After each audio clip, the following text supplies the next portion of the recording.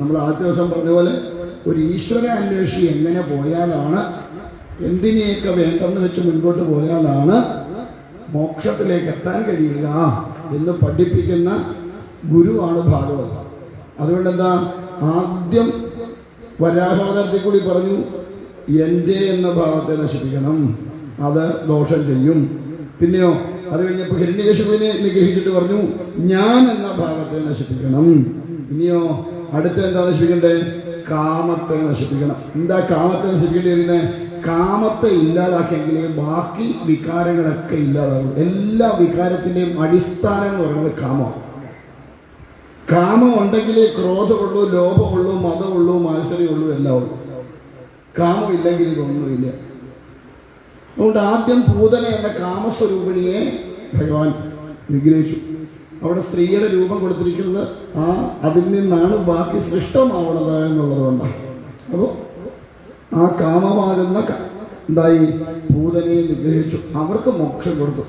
അത് വന്നത് ഒരു സ്ത്രീയുടെ രൂപം ധരിച്ചായതുകൊണ്ടും മാതൃഭാവത്തിൽ നിന്നും മുലയൂട്ടിയത് കൊണ്ടുമാണ്.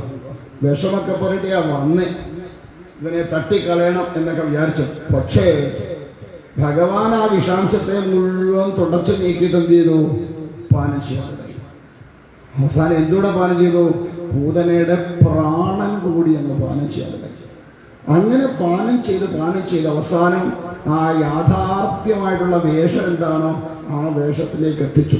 ഇല്ലേ, ചില കല്യാണ പെണ്ണിനെ തലേ ദിവസം കണ്ട എന്താ കളറ് ഇല്ലേ, കല്യാണ പന്തലിൽ വെച്ചൊക്കെ കണ്ടു കഴിഞ്ഞാൽ അന്ന് രാത്രി ആകുമ്പോൾ ഒന്ന് കാണുന്നു എന്താ ഗതികേടെന്ന് പറയുന്ന പോലെ ഇല്ലേ. ചിലങ്ങനെ കാണുമ്പോൾ സുന്ദരിയ, എന്തെല്ലാം പണി കാണിക്കണതാക്കില്ലേ. ചിലങ്ങനെ, ചിലർക്ക് ഒരു മേക്കപ്പും വേണ്ട, കാണാൻ നല്ല അല്ലേ. ഞാൻ പറയട്ടെ, എന്തിനാ ഇങ്ങനെ ഇതുപോലെ തൻ്റെ തൻ്റെ രൂപം എന്തായാലും മാറൂല. എന്തോ മേക്കപ്പ് ചെയ്താലും മാറുമോ?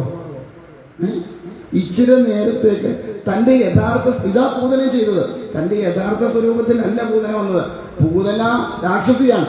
എന്നിട്ടും വേഷം മാറി നല്ല സുന്ദരിയായ ഒരു യുവതിയുടെ ഭാവത്തിലാണ് വന്നത്.